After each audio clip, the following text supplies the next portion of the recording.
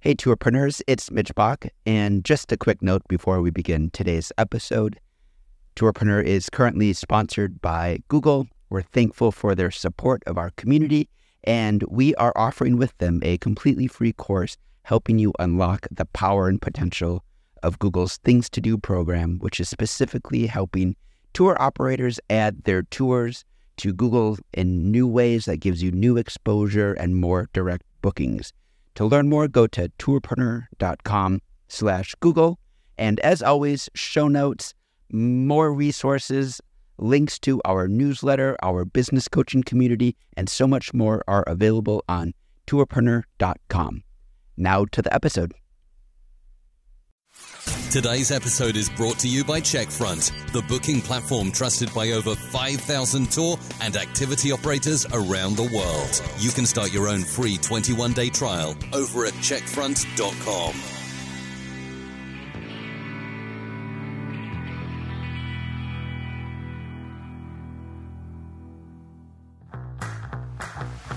Welcome to the Tourpreneur Podcast. Travel industry veteran Shane Whaley will take you on a journey with fellow tourpreneurs, sharing their tips, ideas, insights, and success stories to inspire you to make your tour business the best it can be. And now, here is your host, Shane Whaley. Hello and welcome to episode 163 of Tourpreneur. This is the podcast where we flatten the learning curve for tour operators and travel professionals around the world. I'm going to hand over the reins to Sean Teasley because we are bringing you a fresh serving of our Meet the Marketing Agency. Today, we feature Evan Tipton over at TOMIS. We've brought on two tour operators, one who's a client, one who's shopping around. And what's really cool about this episode is Evan actually does a deep dive on one of our tourpreneurs. In fact, on two of her, she runs two different tour businesses, and he talks about low-hanging fruit, what our guests can do without spending too much money, actually, organic stuff to improve her website conversions. We talk Google ads. There's some staggering figures in this one. I was blown away what Evan has done for Billy in terms of his Google ad spend and the return. We also talk about chatbots, and I have to be honest, I'm not that au fait with chatbots. So I definitely learned a ton from Evan about chatbots and AI chatbots. And maybe I need to come out of the dark ages and start endorsing this stuff. But I have a favor. Before we go into today's episode, Sean and I want to ask you really, what do you think of these? So the format is we have the marketing agency, we have a client, we have an operator who's shopping around, and then we have Sean. And Sean is a social media strategist and digital marketing consultant over at socialtonic.us. And because she's really in the weeds with this stuff, I felt she'd be a better host than myself because it's all things digital marketing and content, etc. But we want to know what you think of this series. It is a pilot. Does cost money to produce this. Also, we're asking four people actually with Sean to give us at least an hour of their time. We only want to produce content here that you find valuable and useful. So do drop me an email at shane@tourpreneur.com. Let me know if you enjoy it, or maybe let you know if are there certain questions we're not asking that you wish we were asking the marketing agencies and their clients and the shoppers. We would love to hear from you because Tourpreneur is your show. Sean and I are very privileged to host the show and have these conversations, but this really is your podcast. So please do drop me a line at shane@tourpreneur.com or comment on our Facebook group or wherever you may see us sharing this on social. And if I could ask you, if you did enjoy today's show, please do share it with other tour operators around the world. That's how we can keep the train on the tracks, as it were. The more downloads we get, the more operators we can help. So without further ado, let's cross over to Sean Teasley. To give you a rundown on who's on the show today, let me first introduce you to Amada Anderson, founder and guide of the New York Broadway Tours and Winter Haven Food Tours in Florida. Amada is like many tourpreneurs. She wears all the hats and runs both locations. Welcome, Amada. Thank you. I'm very, very happy to be here. Excellent. So to give us a quick intro, what else should tourpreneurs know about your business? I have two different businesses, as you mentioned. One is food tours that are just in downtown Winter Haven, Florida. So Winter Haven is in Central Florida, about 45 minutes from Orlando. And then my tour company in New York is a musical theater lover's dream. It's an interactive musical theater, Broadway history with themed tours like Glee and Rent and In the Heights. So it's completely two different types of tour experiences. Awesome. You are multi-talented. Excellent. All right. Next, we have Evan Tipton, founder and CEO of TOMIS, which is short for Tour Operator Marketing Intelligence Software, an agency based in the US. TOMIS is your digital marketing assistant, and their team specifically works with tourpreneurs. Welcome, Evan. Thank you for having me. Happy to be here. Excellent. So tell us, when tourpreneurs come to TOMIS, what are they usually coming for your expertise? In simplest form, we increase direct bookings for tour operators. Why more specifically? We're a one-stop shop. So, we kind of say there's not a digital scenario that we can run up against where we don't have an arrow in our quiver that we can deploy. In addition to kind of full service digital marketing agency services, we also have proprietary software that we are able to offer to our clients. It actually integrates with Peak, so we'll probably talk about that today. And, the software, it's meant to complement the res system. It's more of like a growth platform. So automates online review generation. We've got a lot of customer communication options, and then kind of ultimately aggregates all of your marketing and sales data under one roof for the first time to just make sense of all this data for you as a business owner. I think the second piece for why people come to TOMIS is that it's very personal with us. So we have a small accounts to account manager. We call them marketing managers, but a small accounts to account manager ratio. Most of our clients have been with us for years, for the long haul to grow together. And I think that sort of intimacy, translates into very effective client communication, expectation management, and then certainly overall performance. Kind of thirdly, I would say it's our directly relevant experience in this industry. So we've been doing it for over a decade. We've got folks that have worked at reservation systems, have OTA backgrounds, have been guides themselves. So we kind of pride ourselves on being like our customer's customer. So when we're not in the office working for you, we're doing many of the same things our clients offer. And it's easier to do that being based in Missoula, Montana, especially for our outdoor recreation clients. So yeah, one-stop shop with services as well as software, client management and performance, and then the industry experience and expertise. Excellent. Oh, I can't wait to dive into that. All right. Lastly, we have Billy Marquis, president and owner of Arkansas River Tours. He joins us from Salida, Colorado, and is a current client of TOMIS. Welcome, Billy. Thanks for having me. Give us a little background on your tour business, including who's your target audience. Whitewater rafting and fly fishing outfit, and we're based on the Arkansas River in Colorado. It's highly competitive. There's about 48 permits on that river, and it's one of the top commercially rafted rivers in the U.S. So competition's really tough, and those competitors range from small outfits to very corporate large outfits. Our target market is 70% of them is between 25 and 54 years old. About 52% are female. Most of them come from drive markets. So it's going to be Denver, Colorado Springs. And we get a lot of people from Texas, so like Dallas, Houston, Austin, San Antonio. And then behind that, it's going to be like Chicago and New York City. Okay. And when you say 48 permits, does that mean there are 48 other operators? Yep. Wow. Okay. Yeah, we had our work cut out for us when Billy came on board. A lot of direct competition. Whoa. Okay. Yeah. In this conversation, we'll be covering SEO best practices, incorporating Google Ads, and learning a few advantages of different forms of chat communications. Let's dive in. When operators are thinking about hiring an agency, engaging with an agency, what's important for them to realize? Are there minimums, like for instance, with working with you and your ads and their desire for ad spends? Give us a lowdown on that. So there's no minimums in terms of ad spend. The pricing model is just based on the services that you sign up for. So we're not taking a percentage of anything or we're not incentivized to ask to spend more necessarily. I think it aligns sort of end objectives for both parties there. They say it takes, you got to spend money to make money. We try and only lean on the credit card when it makes sense, so to speak. And there's a lot of ways to drive website traffic, direct bookings where you don't have to spend.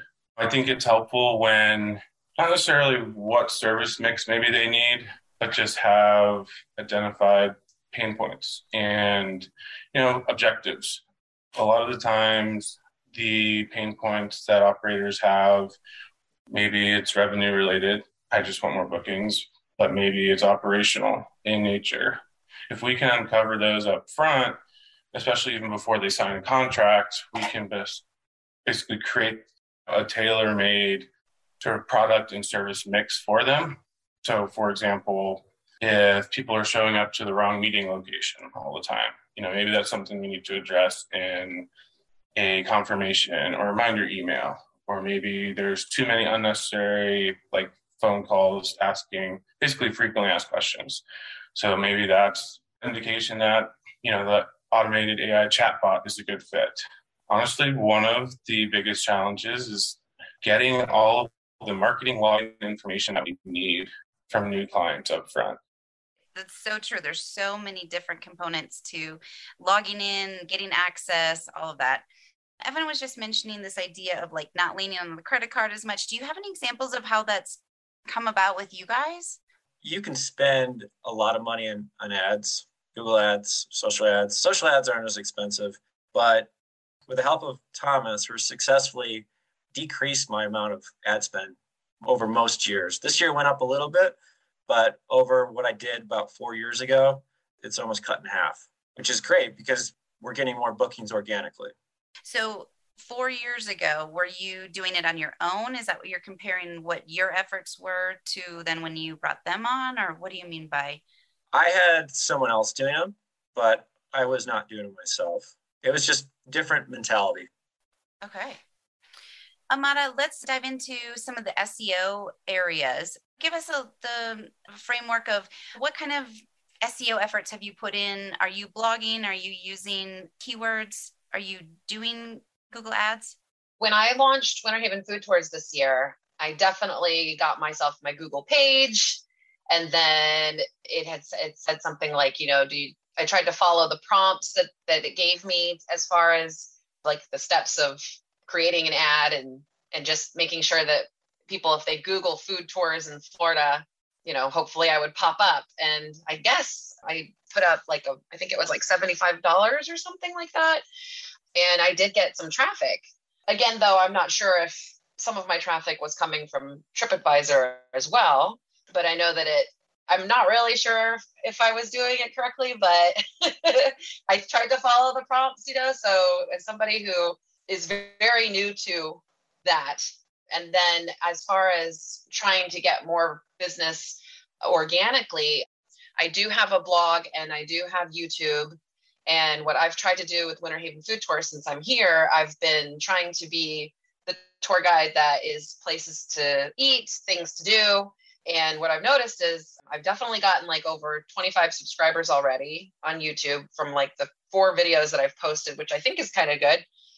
And then I've noticed that when I post a video on Facebook, obviously I'm getting I had a little short video that was 3 minutes for a local barbecue place. And I've already gotten 1.75 thousand views. And I was like, wow, I guess this place has been around in business for a long time and people know it. But, my goal is trying to get people to come to my website, book a tour. And so for that, I'm trying to do more video. And then as far as on the New York Broadway tour side, we have been blogging the latest updates of Broadway news. And I do get almost 200 visits a day on the blogs. So there's more written blog information on that tour company, but the other one is more video. So I'm trying to keep it balanced. But I do have somebody that I hire who is one of my tour guides, and he creates all that content for me. So he's fantastic at it. The written content for New York? Yes. Okay. Evan, do you want to take it from here and kind of talk about things that you have seen from looking at her website and other recommendations to just increase the ranking and visibility for her?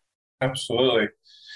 I think it's important to understand, I guess, one, where are your customers coming from? Is it mostly in destination, tourists versus locals? What does that look like in Florida as well as up in New York?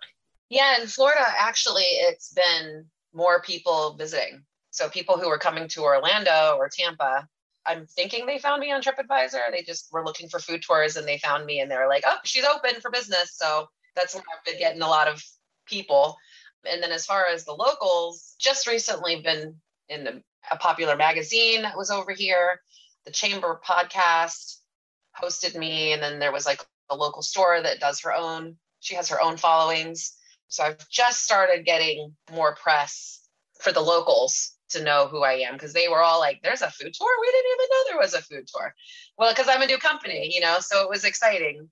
But I definitely want to make sure that, I guess I want like both for here in this, in Central Florida. And then in New York, it was always new travelers. New Yorkers hardly ever go on a tour. So Sure. That makes sense. The food tour location in Winter Haven is less than a year old? Gotcha. And then how about for Broadway? Broadway, we've been since 2012. So it's, like 9 years. Yeah.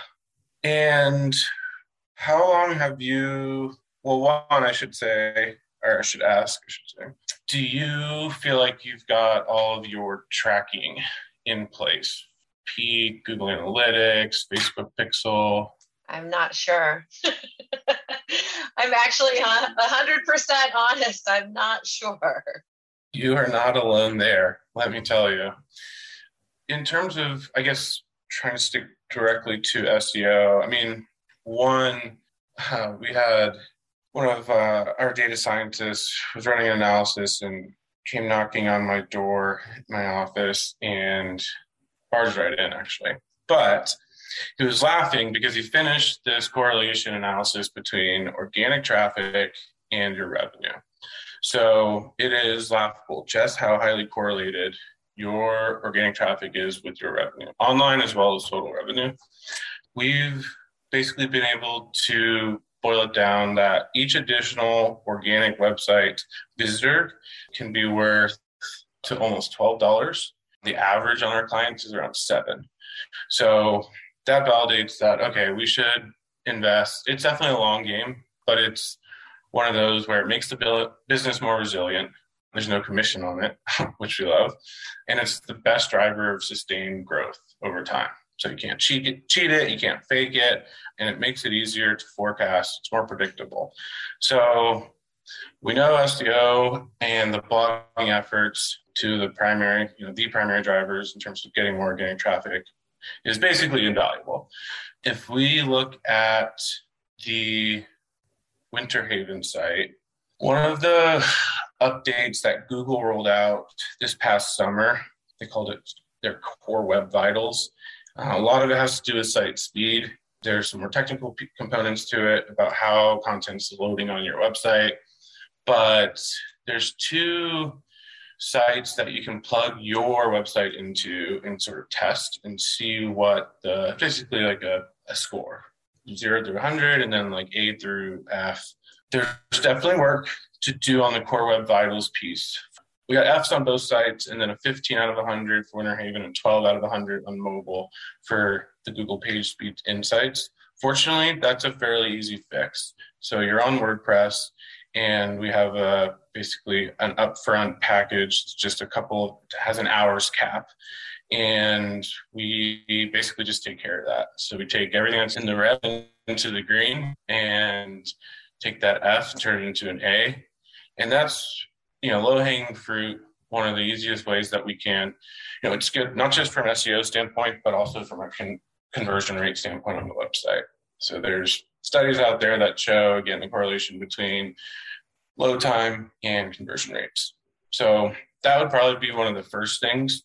Evan, is that just like a SEO optimization package that you offer? Is that kind of what you're mentioning here? So we have SEO as a monthly service, but this Core Web Vitals piece is just an upfront one-off. So we we just address this very specific piece, the core web vitals, which is part of the big SEO picture, but again, focuses mostly on site speed. Okay. So it's kind of like this where you start and then you get into the SEO from there. Another piece that might be related to some of this, and you never really know until you get into the back end of your website and lift the hood, but it looks like, and I may be mistaken, but it looks like both sites are hosted on GoDaddy. Does that sound right? Yeah. Yep. So we always encourage our clients to basically never kind of shortchange themselves on website hosting. It's the engine that is powering your most important business asset, which is, I mean, your tour, don't get me wrong, but from a digital standpoint, your website. So GoDaddy is like the Walmart of servers.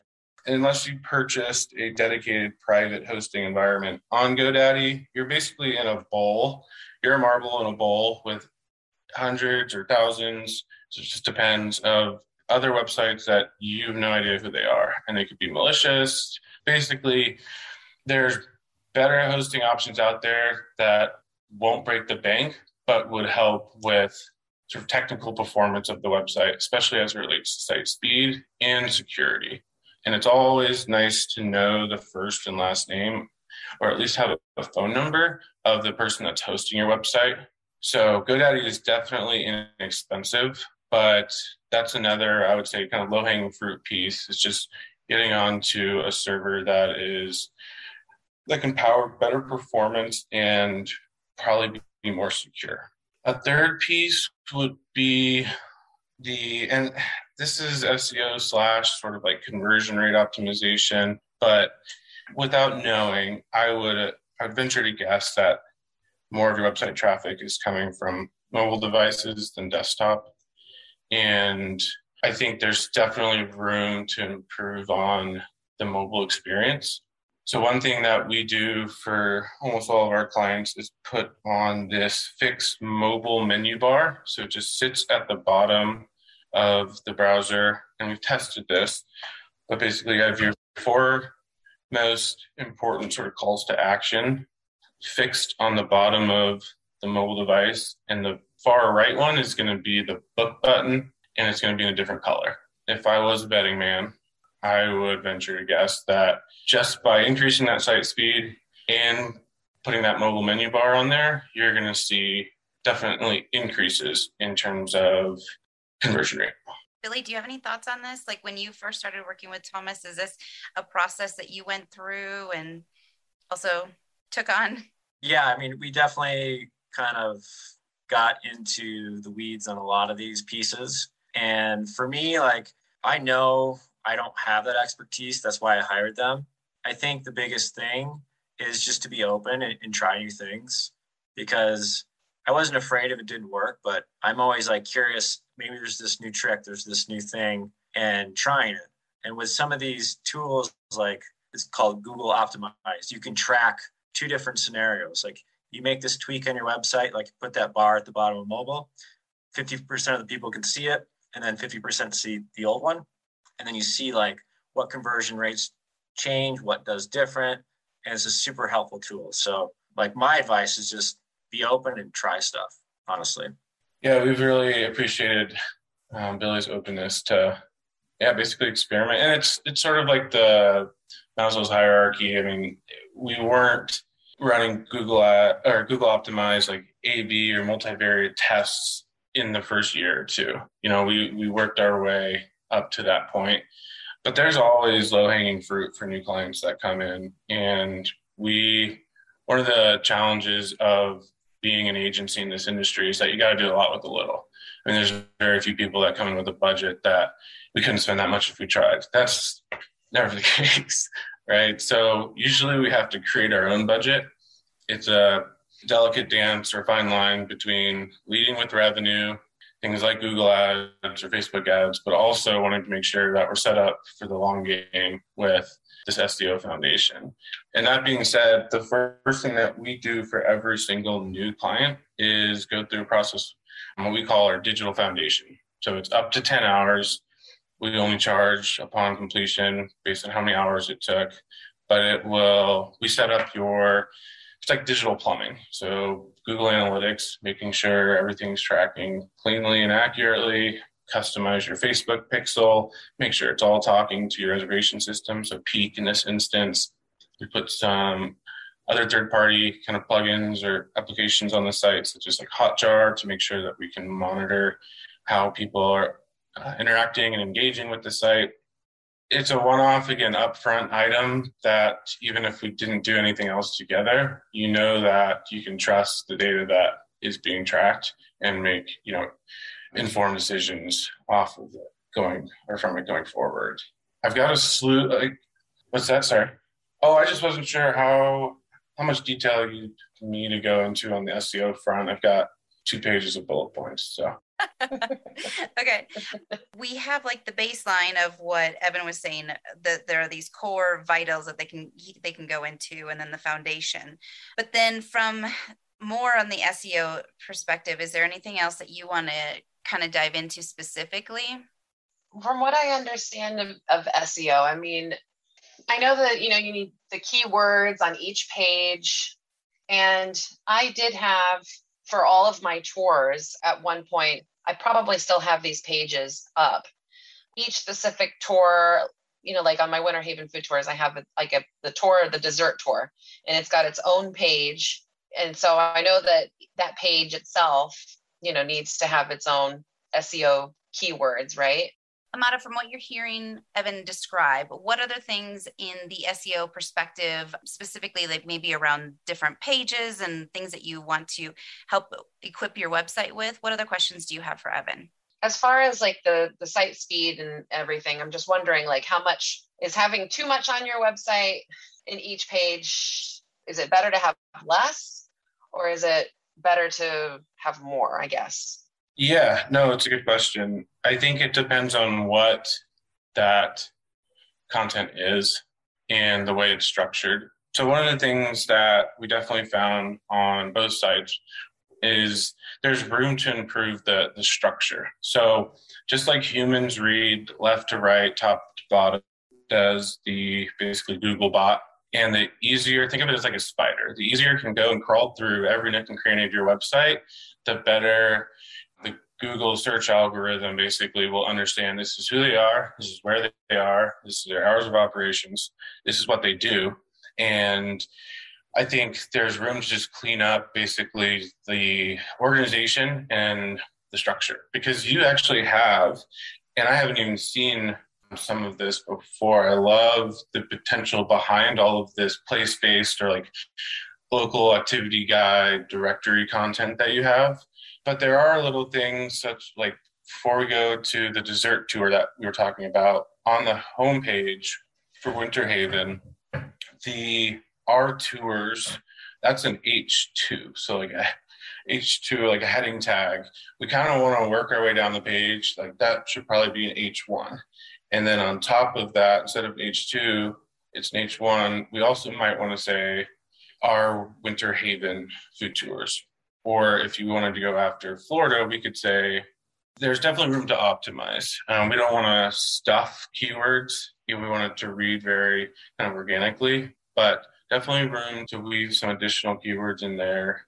And then once we get to, say, the dessert tour page, all the information that one needs is on here. So this is one of my favorite, this tour specific page, I would say out of the 2 sites, this one is my favorite. And even just, aesthetically, the use of the icons, we like structured lists, easier for the human eye to digest. But there's a lot of different formatting across the site, but even on this page. So font colors, font sizes, some are lists, some are paragraph text, some are lists that are inside boxes, some are in accordions that can break out, like expand or collapse. So I think if you basically focused on one of these tour specific pages and cleaned up basically create a template out of it, then you can go and apply that to the remaining, or each of the rest of the tour specific pages. For like some consistency and continuity across the whole website. Is that what you mean? Yep. Yeah, exactly. Usually we like to have, your first level homepage, most important page, a second level maybe there's a category page like food tours or all tours. And then we've got our third level, tour specific pages. We talked about the tour specific page a little bit. The second level pages where we've got that peak embed with all the tours listed. We actually don't have it on the Winter Haven site. We have it on the New York site. One thing, since I'm here, the tours tab in the navigation menu, when you click that, it's a 404. So it's a broken link, basically. It says /all-tours. So if the spider, Google spider that we keep referencing goes there, it basically is running into a wall. And now I have to turn around and figure out where I need to go back to. But the Our Tours page is linked to /Broadway-tours. And there's just room to, again, put more structure on this page. So there's no heading tags. It's mostly made up of just the peak sort of gallery view of all the tours. So this is definitely low-hanging fruit. Again, this wouldn't take months by any means to update or improve. Got a quick message from one of our sponsors, and then we'll get right back to today's show. Stay tuned. Do you spend many nights sitting at your desk trying to figure something out in your booking system to make it work better for your business? With Checkfront, you'll always have access to a friendly support team who's quick to reply with a step-by-step solution no matter what you need help with. Find out other ways Checkfront can make things easier for you at checkfront.com/tourpreneur. Billy, I can tell that you're looking at the website as well. What other tips do you have, as somebody that has cleaned up their website and gone through this process? From my standpoint, I think focusing on mobile is critical. I think you should do that first. They always say mobile first, but it's true, especially if you have people in market looking. That's the first place people go. So if it's not like functioning well, pictures don't show up or crop correctly, it kind of, turns people off. If it doesn't like that speed slow, they're going to bounce right away. What I would do is really focus in on how it looks on mobile and the ease of use, and to make sure everything's functioning as it should. It does take a lot of time to kind of go through and test everything, because I know with like my own website, it's like you look at it so many times, it's hard to see those issues or errors. But if you have another team or someone else, like they spot them a lot easier. There's all sorts of stuff. I mean, something I focused on this last year too was a lot of the messaging, and that goes in with not so much the SEO, but it helps with that conversion. And I work in adventure travel, so like safety is a big issue, right? So it's providing that confidence, that they're going to be safe on this tour. We know what we're doing, and for your clients, they want to make sure you guys know what you're doing, and they're going to have a good experience. They're going to have good food. It's just kind of thinking like, what are those main issues that the people are shopping around for? Yeah, or obstacles to booking or feeling comfortable, confident. And you do a good job of integrating those reviews that you have on the website, which I think is definitely important. One last, and there's more. We can keep going if you want, but one other sort of, I would say, big low-hanging fruit item is it looks like there's room to either claim for the first time or at least optimize and finish filling out the Google My Business profiles. So adding your website, a category for tour operator, I think there's a food vendor, and then also a location. That'll be definitely a critical one. In our last episode, we were talking about Google My Business as well, and the value of even just posting once a week and adding a new image and then just doing some quick updates, because that also helps Google. It feeds the algorithm in the sense of that you are adding new content constantly, and it's a form of SEO optimization as well. Let's shift gears a little now and explore the basics and the advantages of Google Ads. Evan, why would tourpreneurs consider using Google Ads as a part of their overall marketing strategy? When it's done right, it works. It's very efficient and effective, and can be one of, if not the most, effective immediate revenue drivers. There's I guess, disclaimers I would put on that. Yet there's reasons why it makes sense, or I should say there's reasons when it doesn't make as much sense. But as a whole, it's can't say our most popular service, but the lion's share of our clients use Google Ads because it works. And it also has, I would say, probably the most granular level of sort of reporting. So it's kind of like putting a tracking chip on every dollar. You're not operating in the dark, wondering, again, if the tracking's set up correctly, if it's working or not. And so, Billy, when you first started, is this something that you started with Google Ads right away, or are you doing Google Ads now? Yeah, so we did it right away, and I honestly don't have that knowledge of how to place them and what the tactics and strategies are. That's where TOMIS comes in. But as the time went on, we're definitely extending the time frame when we place ads. So I have a seasonal business. We operate less than half the year. Before, it was like we just do a little bit here and a little bit there. But as I move forward, it seems like I'm spending less, but I'm spreading out more over the course of the year. And it's more effective. Like from what I see, doing some of the searches for rafting in the Arkansas, it's like you'll see my ad up there and then a couple things with my business. So it kind of pushes everyone out of that first page. Not everyone's going to just go and click on that, but it does give you that number 0 position, or even 0, 1, 2, 3. I think that has a huge impact when someone's searching and they're just going to find something, click on it, and then they just, go down that customer journey. Yeah, you're taking a huge chunk of the top of the page by doing that. And that's a good example of definitely when there's competitors bidding on Billy's branded, basically, search terms. So we kind of have to create a moat. We can reasonably basically say that Billy made almost $12 for every dollar spent this year on Google Ads. And there's a little bit of a gap in terms of knowing exactly how many phone calls or contact forms that submitted from Google Ads actually ended up converting. But he had at least a 6x ROI just from the bookings that came online. And there are hundreds of other leads that came from Google Ads. So, definitely pencils out. It's competitive in that market, certainly. And that's one of the items I was going to mention is just there isn't necessarily a true direct competitor, say, in Winter Haven for food tours. It may not make sense to go after or deploy Google Ads. In New York, certainly going to be a more competitive market, even if it's not a direct competitor. You're competing against every other thing to do, more or less. We've had success in New York, Chicago, San Francisco, you name it, and not just with kind of your core New York City Broadway tours, which I don't think you need to bid on because you show up, first organically for that. But, a client of ours has a Chinatown food tour in New York City. And, the cost per acquisition, basically the cost to get a booking from Google Ads for those tours is a little under $10. That pencils out and is basically less expensive than paying the commission to an OTA.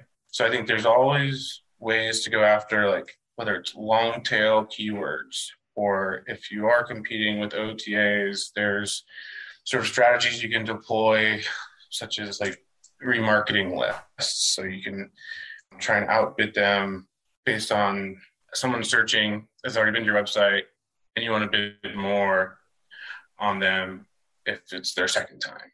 One of the things that we see very often when operators have set up their own Google Ads is that people don't purchase in sort of like any sort of set or like evenly distributed fashion. You're targeting your bids. They must adjust and account for the fact that people are buying at different times of the day, different days of the week. There's different demographics, there's different devices, and certainly different locations. So if you turn ads on without having bid adjustments in place or like a custom ad schedule, you probably don't want to spend money at 3 a.m. Maybe for some odd reason, people are purchasing Broadway tours at 3 a.m. But if you haven't spent your budget for it, Google will spend your money. They're very, very good at that. And so the more you can basically kind of aim small, miss small. So the more refined you can get with your targeting, and this is where the historical data piece comes in. If we know, that time of day, that day of week, those locations, and it fluctuates over the course of the year. So we have different targeting settings for Billy in the spring than we do in peak season. And as he mentioned earlier, we're telling Google we want to pay more for ads to be shown in Dallas because we know that is one of the primetime booking locations. So the worst thing that we see is people just turning on Google Ads and kind of setting it and forgetting it.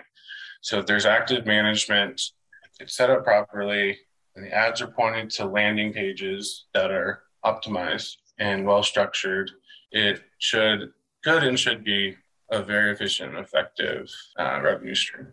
Evan, how long does it take to gain that traction or data to be able to know how to tweak? Tell us about that time frame there. An invaluable amount of time. I'm just kidding. It definitely depends, especially if we don't have any historical data. The more the merrier, we say, right? But, in the first 2 weeks, first 2 months, it's like a fine wine. It definitely gets better in time the more we accumulate data-wise. So, and that's one of the things that and Billy mentioned earlier, not every time, but we can make you more and you can spend less. But ultimately, we always want to back our way up this spending curve. So like the law of diminishing returns says, at some point you're going to spend more, not necessarily make more. So we don't want to exceed that sweet spot on that curve, but we want to back our way up slowly and find that sweet spot and then stay there and optimize the heck out of it. Can you give us an example of what's a tourpreneur that comes to your agency? What's a low budget that they might approach you guys with? A tourpreneur is even option to come and spend their budget, however big it might be. It's such a tough question. There's just so much variance, but there's some that spend $100,000 to try and make $1 million from Google Ads. There's some that spend a couple thousand a year. We spend less than 1% of our online revenue with Billy this year in terms of Google Ads budget. Most commonly, we see around 2% of your online revenue, but a first-year business is definitely different than a 10-year-old business. So, a 5-day, multi-day operators with an average booking value of $16,000 is different than, a kayak rental company. So it's super loaded question, and it's hard to say, but depending on the business objectives, the competitive landscape, your average booking value, there's usually ways to make money on Google Ads, and it doesn't have to break the bank. So budget is usually not the barrier to entry. And Billy, I have a question for you. Which month do you guys start your operations? We start operating in April, and it's pretty quiet that time. We only do fishing tours for the most part. And then May is when it kicks off. And I would say our business doesn't really pick up until after Memorial Weekend. And then the trend climbs, and usually around July 4th or mid-July is the peak season. And we'll hover around that for a while. And then it starts to dip. And then August 15th, school's back in session. And then it gets quiet. And then we have one last hurrah for Labor Day weekend. And that's it for the most part. And so prior to April, when are you starting those ads? We started dabbling a little bit around the holidays to do gift card sales. So we did some spend in December last year. And then it kind of ramps up. But we'll start in January, and it kind of builds as we go. Awesome. Amada, do you do the same around the holidays, or is that a strategy you want to employ? Since COVID, haven't completely everything just being down for so long. And now it's oh, that's right. Gift certificates. We can sell those. So I was I got to write that down because I would have forgot. But yes, I try to push the gift cards around the holidays. Excellent. Good thing this podcast is coming out before Christmas to remind all of our tourpreneurs. Well, and again, a good example of an area where you don't necessarily have to pay to promote those gift cards with Google Ads would be an email marketing campaign, or I've got clients that send out postcards. You could do some on Google My Business too. You could post it there. Oh, like a deal. Yeah. Yeah, but in Billy's case or Amada, you can do an email campaign to all of your past guests and remarket them in a sense. Absolutely. Amada, you mentioned before the recording that you had some questions that you wanted to dive into the Google Pixel. Do you want to ask those specific questions here? I guess, when you create the ads and you have your targeted audience, I guess from how it's Facebook work, it's finding the people that has visited your website or visited your page, and then it's retargeting those people. Is there anything extra that I have to fix in my Pixel itself? It will, and I haven't seen the setup that you have, but typically you'll want to set up events to sort of capture. So like a page view, a big one would be initiate checkout. So they started to check out, but they didn't finish. Obviously purchases, you've got forms on your website, add to cart, some product or WooCommerce script on the website. So as long as you've got the actions that we care about that a website visitor might take, if those are being collected and you're ready to set up abandoned carts campaigns or remarketing campaigns. Yeah, because when I first started, playing around with it, it was just thought, oh, okay, just put the snippet of code somewhere on your website. And then I wasn't sure, was there something else that I was supposed to be doing with it? But yeah, now that makes sense if you create an event to tell it to do something. There's certainly been some major updates of late with iOS 14. We have basically a guide that we can send you. It's something that's part of the digital foundation that we talked about as well. But verifying your website domain in your Facebook Business Manager, setting up and prioritizing those events. And then honestly, it's putting the pressure on the reservation systems to make the changes to their pixel tracking code that we need them to make to mitigate some of the technical or tracking limitations with iOS 14. Okay, so you had mentioned in an email to me that we could talk about AI chatbots, SMS chats, and then live chat. Is there one of those specific that you want to go into that kind of applies to either Billy or Evan? From what I'm hearing, clients come to Thomas for other marketing needs and then end up exploring AI chatbots, SMS chats, live chat. How does that all work together in the whole marketing strategy? One of the beautiful things about having an agency as well as a software platform is that, over the last 5 years, we've been able to listen to our agency clients and build software to address those pain points. And certainly one of the most common ones is I have an FAQ page, information's on the website, but they still call me, they still email me with frequently asked questions.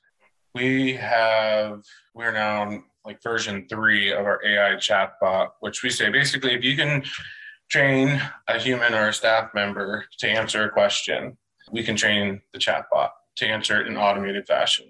Now, it doesn't necessarily, it wouldn't be the best option to handle, a big corporate or private custom tour, but what it would allow is basically that person to get to maybe a contact form or a click to call or click to email button that much faster.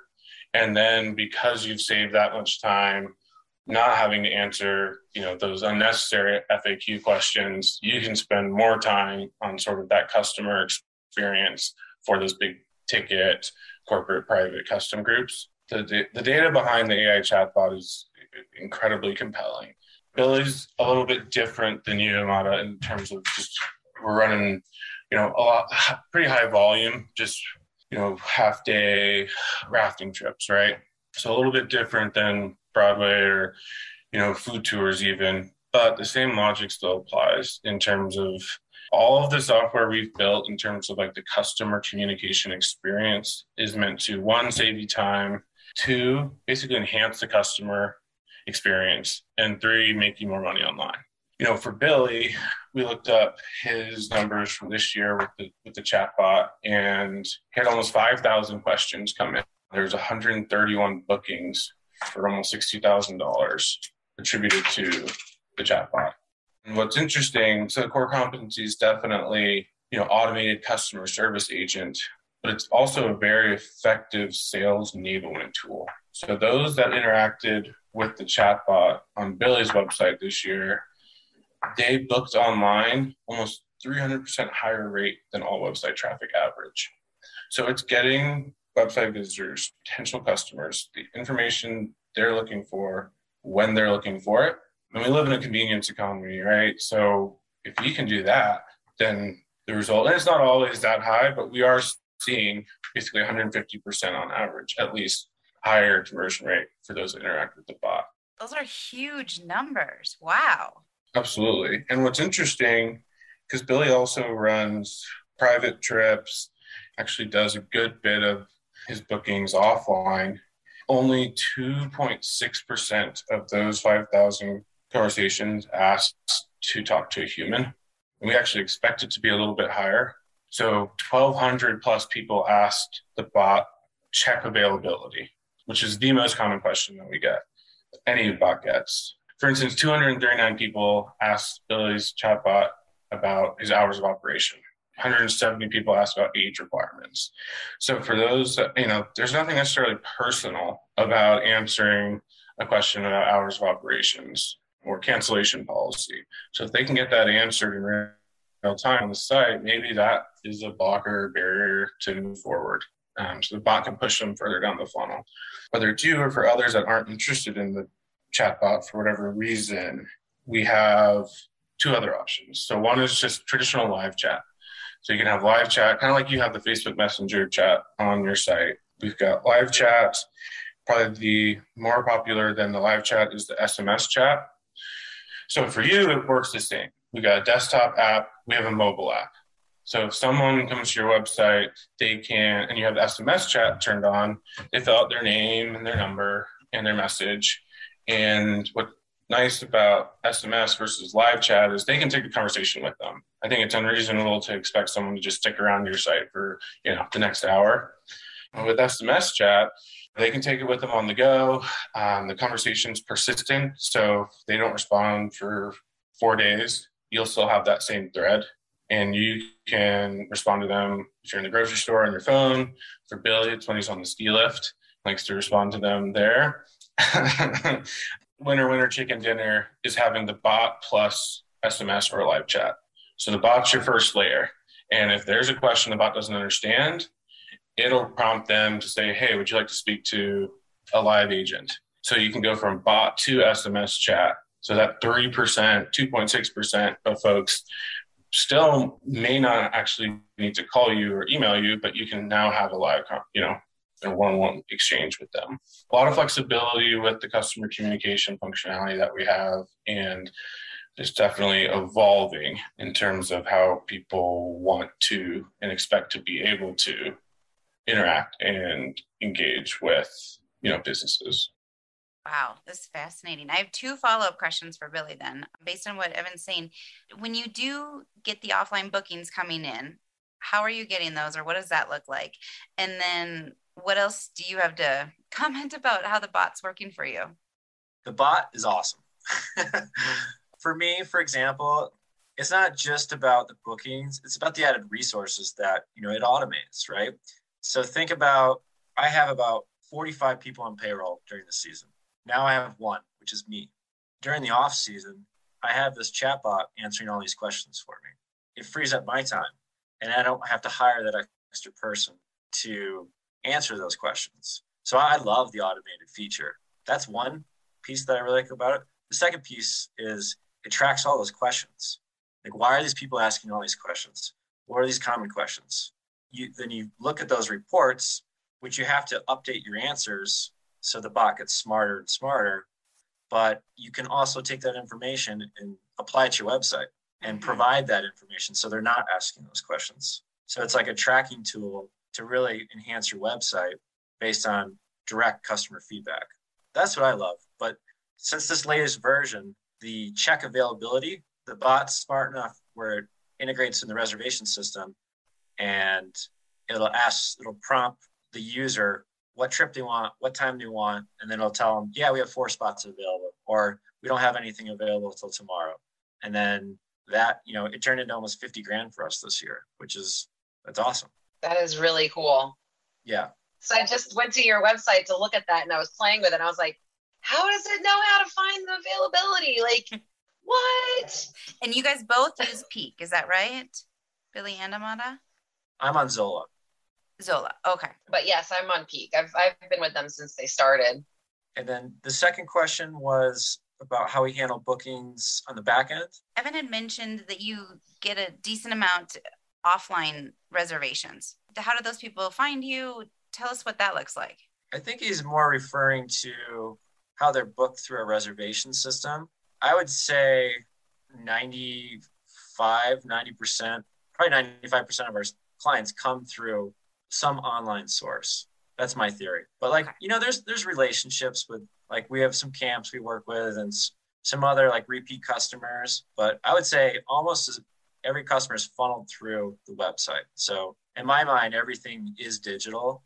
We book a handful of reservations over the phone just because we are in venture travel. People want to talk to someone. They want to see if it's safe. You know, those are just things that are really hard to navigate without that human touch when you're a dangerous potential situation.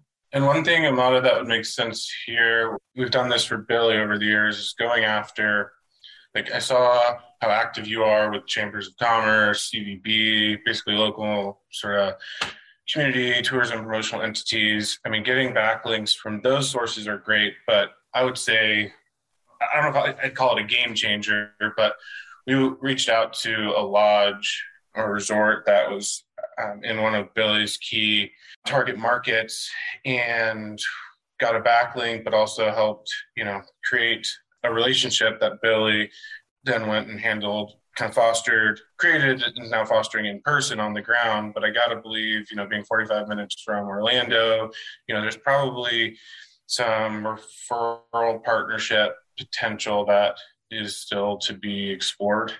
Yeah, actually, they're opening. There's a new place called Cabana Resort, and it's a beautiful place to bring your kids, and they do like the mobile trailer park type of thing, but it's like a theme park basically.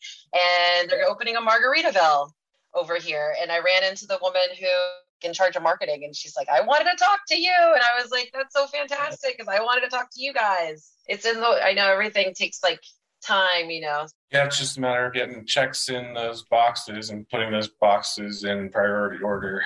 But yeah, it's a lot, which is why we have a company, because it's one thing running incredible, you know, tours or providing memorable experiences. It's another to try and be a professional digital marketer on top of that. Billy, was there a learning curve to starting to work with TOMIS? Is there other tips that when you starting to work with an agency in general, or specifically Evan's team, that you can share with other tourpreneurs? There's definitely a learning curve. My advice is to not think that you know everything. I know there's people out there that believe that they know what's best and what's right.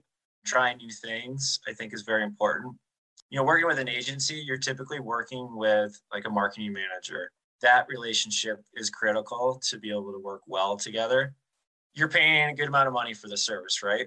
The amount of work you put in and can commit to it is you're going to see a much better return on the back end, because you can't just hand it over and not do anything. There's a lot of pieces in this monthly or quarterly strategies that fall on my plate. You got to be committed. You know, if you're going to make that investment, make sure it's worthwhile.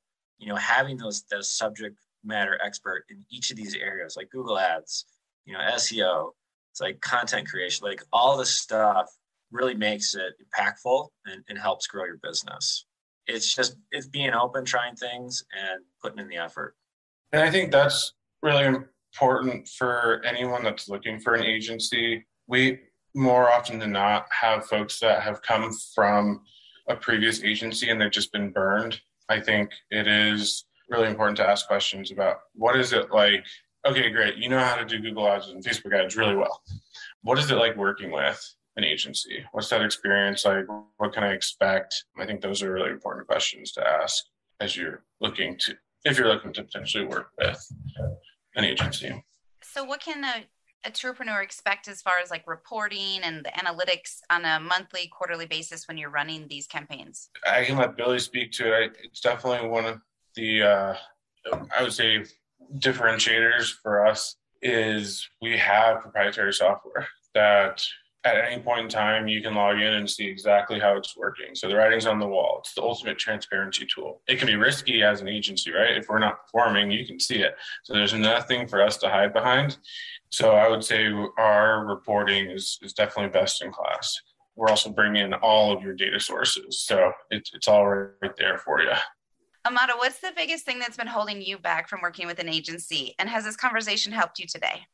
When I first started the New York Broadway tours in New York, it was all, what's the expression, shoestring budget, basically. Like, I built the site myself. I made up the tours myself. It just came with ideas that I had, throwing spaghetti on the wall, seeing what stuck. I got very fortunate to be able to hire a new guide, my tour guide, Mike Haber, who's fantastic, who's also a working actor, and be able to give him more tours. That right there, being able to hire a new guide with the shoestring budget was fantastic. But basically, I didn't think I had the money. I honestly did not think, I could afford to even use a credit card to get somebody to help me with like an agency type of situation. And now, as I've gotten older, and like Billy said, don't stay headstrong and think you can figure it out, know it all. Like you should, it's an investment that you need to make. I understand that now. I understand if I need help, especially now with a new baby and the new business here, I understand that now. And so hiring an agency to help me it just makes sense. What's your biggest takeaway from our conversation today?